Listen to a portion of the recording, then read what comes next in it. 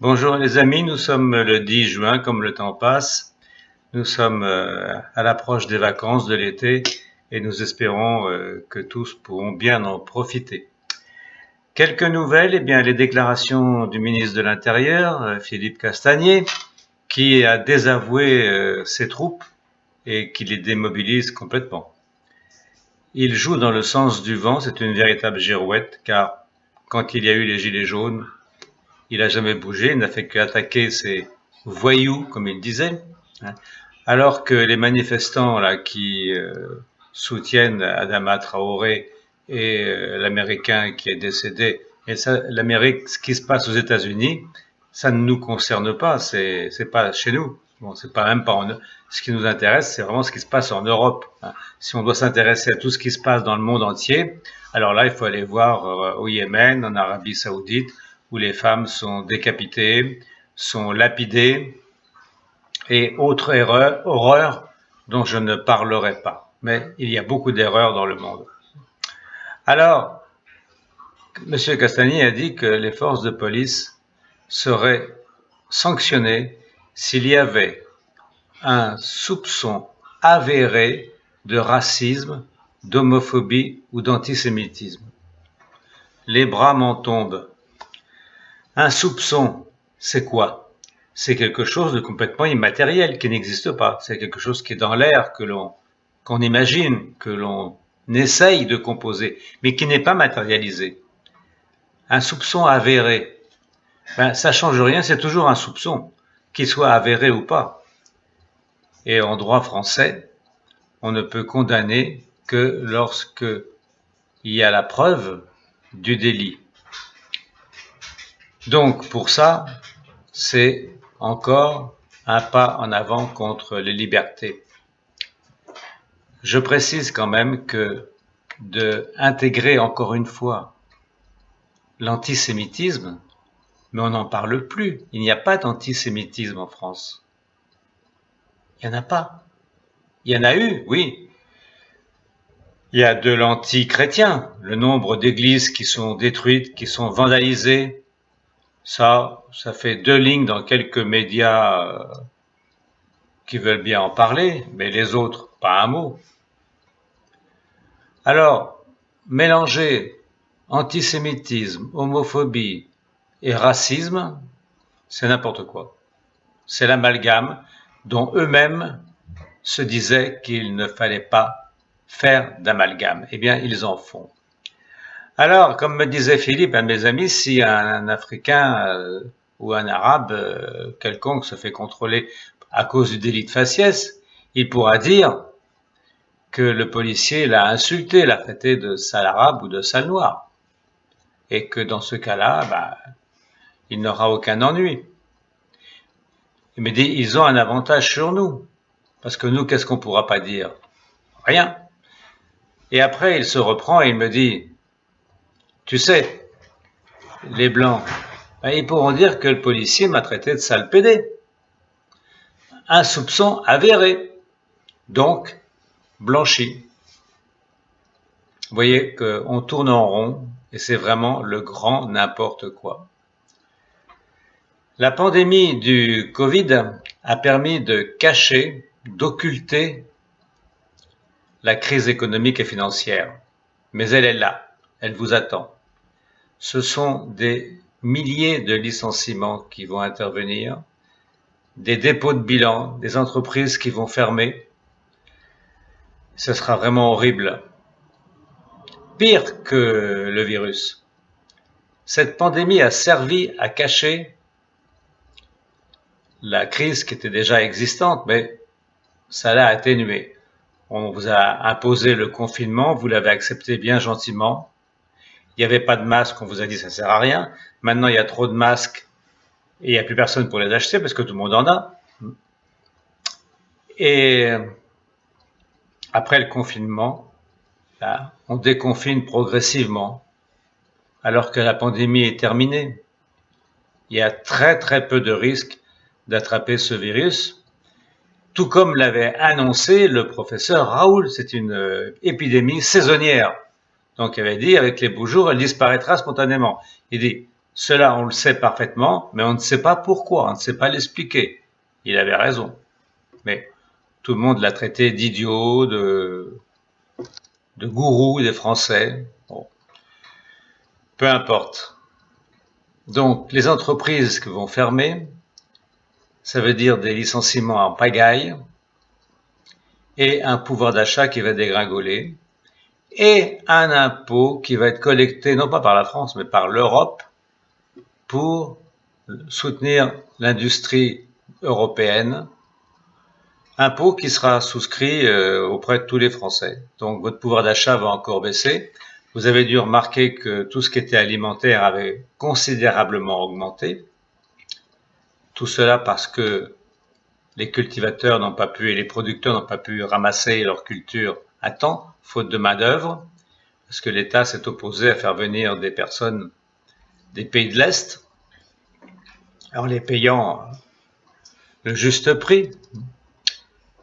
Donc maintenant, tout a doublé, le prix des cerises, le prix des fraises, le prix de tout ce que l'on veut, et on nous dit consommer français, alors que sur les marchés, on trouve un tas de produits qui viennent de Costa Rica, de la Guyane, d'Amérique du Sud. Bon. Le monde d'avant sera exactement comme le monde d'après, et le monde d'après sera comme le monde d'avant. Pas de changement. Alors donc, toutes ces questions de racisme, c'est vraiment lamentable. Ça cache encore, c'est l'arbre qui cache la forêt. La forêt, c'est votre pouvoir d'achat qui dégringole, vos libertés qui diminuent à chaque fois, avec le traçage, l'application Covid. Mais même si vous n'avez pas sur votre téléphone l'application Covid, pratiquement tout le monde a un smartphone aujourd'hui. Et sur smartphone, il y a Google. Hein, c'est le système Android. Et avec Google, même si vous désactivez la fonction de suivi, parce qu'on peut savoir quels sont les trajets que l'on a fait au cours de la journée et pendant un mois, le temps que l'on veut, et Google est extrêmement pertinent puisqu'il marque l'endroit exact où vous êtes allé. Vous êtes allé à la pharmacie machin, à l'épicerie Dupont, au marché Franprix, à Carrefour. Il le marque tout ça. Combien de temps vous êtes resté? Ils savent tout sur vous. Et même, comme je disais, si vous désactivez l'application, que vous ne voulez pas être suivi, elle fonctionne quand même. Donc, ne vous inquiétez pas, on sait tout sur vous, que vous ayez l'application Covid ou pas. Donc, si vous ne voulez pas être tracé, il faut laisser le téléphone chez vous ou alors l'éteindre. C'est le seul moyen.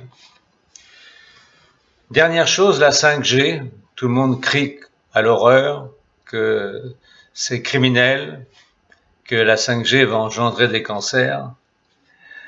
Écoutez, cela, je vous renvoie à simplement des principes de physique. La 4G et la 5G, il n'y a pas grande différence. C'est à peu près les mêmes gammes de fréquences, sauf que la bande passante de la 5G est beaucoup plus importante. La 4G, personne ne s'est plaint. Et les Parisiens, par contre, ont la Tour Eiffel. Et en haut de la Tour Eiffel, il y a un émetteur pour Radio France qui fait 10 000 watts. 10 000. Alors que les émetteurs, les relais, les tours relais des téléphones portables font 10 watts. Là, 10 000 watts. Hein, et qui bombardent 24 heures sur 24, 7 jours sur 7. Personne n'en a parlé.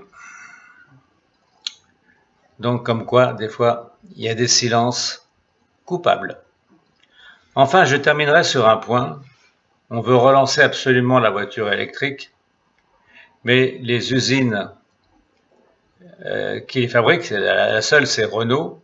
Renault va mal et va plus ou moins démanteler l'usine de Flins, qui était la seule à fabriquer la Zoé.